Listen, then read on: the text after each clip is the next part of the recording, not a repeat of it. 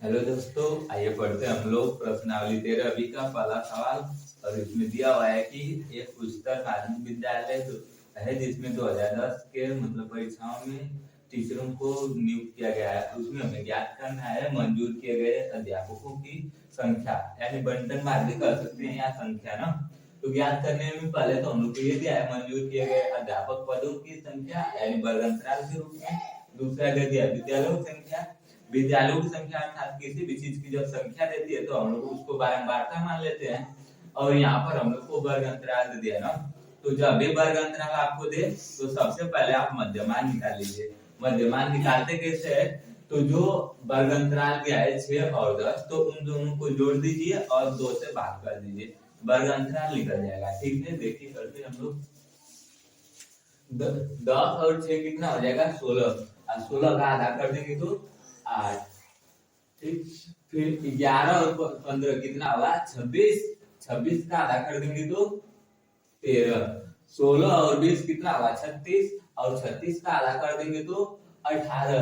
इसका मतलब देख लीजिए अंतराल कितने का मिल रहा है हम लोग को, 8 और 5 13, 13 5 18, 18 5 कितना हो जाएगा 23, 23 5 28, 28 5 33, 33 5 38, और 38 5 कितना आने वाला है 44, और यहाँ 48, और यहाँ पर कुछ नहीं ना, क्योंकि यहीं तक है, ये तो कुल योग है। ठीक, यहाँ तक क्लियर है। अब हम लोग को डी आई निकालना है। सबसे पहले डी आई से पहले हम लोग ये देखेंगे कि क्या ए का मान क्या है। तो ए का मान किस प्रकार से निकालते हैं, तो जितने भी आपको ये नंबर दिए गए इनके संख्याओं को गिनते हैं। 1 2 3 4 5 6 7 8 9, 9 का आधा करेंगे तो कितना आएगा 4 2 5।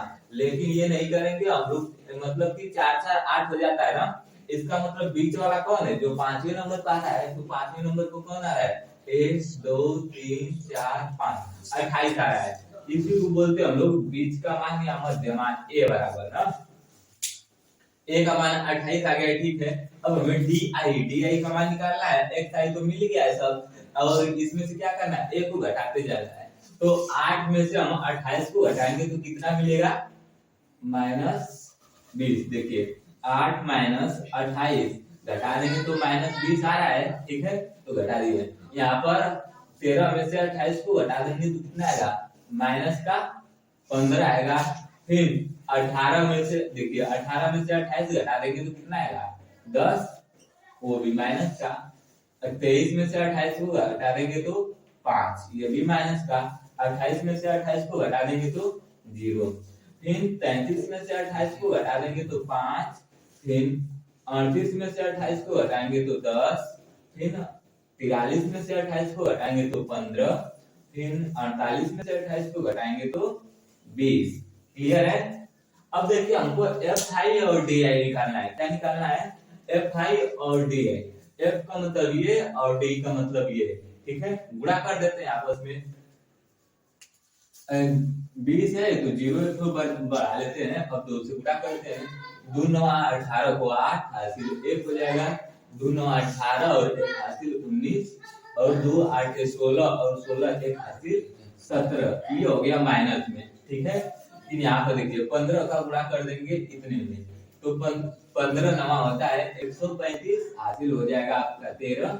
फिर 15 चौका 60, 60 और 13 जोड़ देंगे 73 हो जाएगा।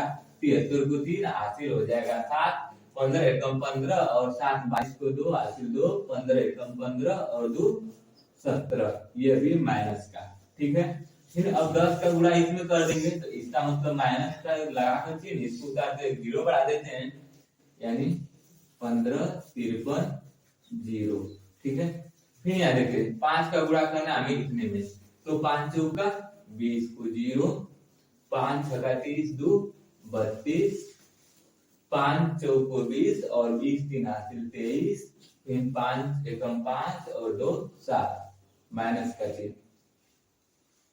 ठीक है, 0 का गुणा इसमें कर देंगे तो 0 ही आने वाला है। 5 का गुणा कर देंगे इसमें तो 5 से आई 15, 0 5 एकम 5, इतना ना।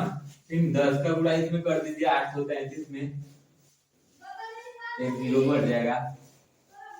ठीक, 15 का गुणा कर देते हैं 642 में, तो 15 गुणा के 30 को 0, ठीक है ना।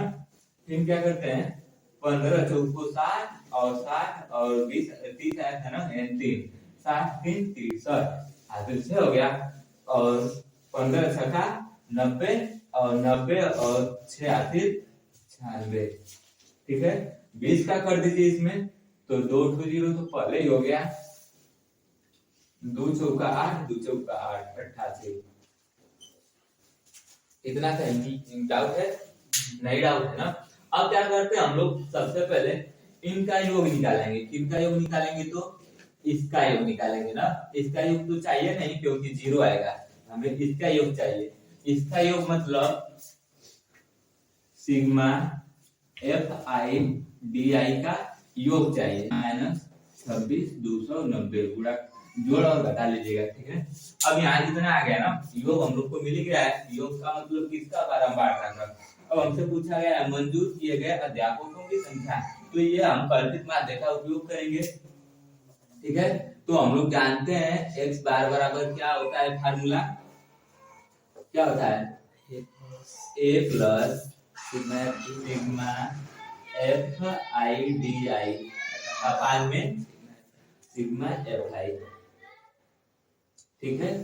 काइंड आउट। अब देखिए a का मान हम लोग का कितना है 28 plus sigma F I D आई का मान है माइनस 200 यानी 26 290 बटे में सिग्मा एफ आई का मान यानी 92 90, ठीक है। मैं दिखा है ना, ठीक। यहाँ से क्या कर देते हैं, ये प्लस और माइनस गुणा कर देगा तो माइनस हो जाएगा, यानी 28 माइनस 26 290 अपान में 92 90। अब 28 का गुणा कर दीजिए ना, और ये 0 से 0 कट गया और छोटा हो जाए, पूरा बात दीजिए 28 माइनस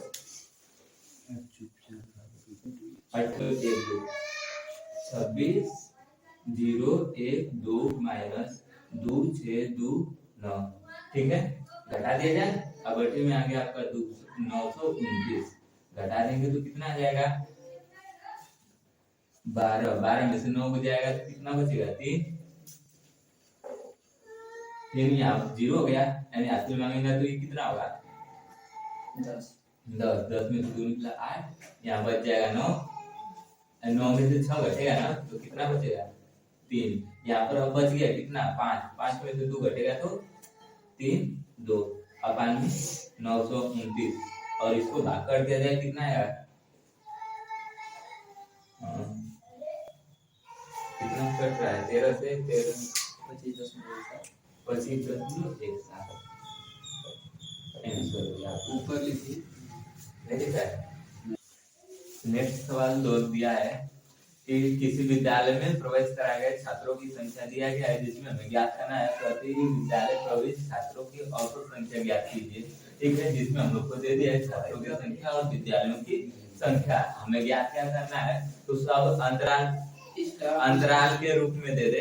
तो वहां पर हम लोग क्या करते हैं कि माध्यमान निकाल लेते हैं ना, ठीक है। यहाँ पर 2 नंबर है, 1 नंबर हो गया है,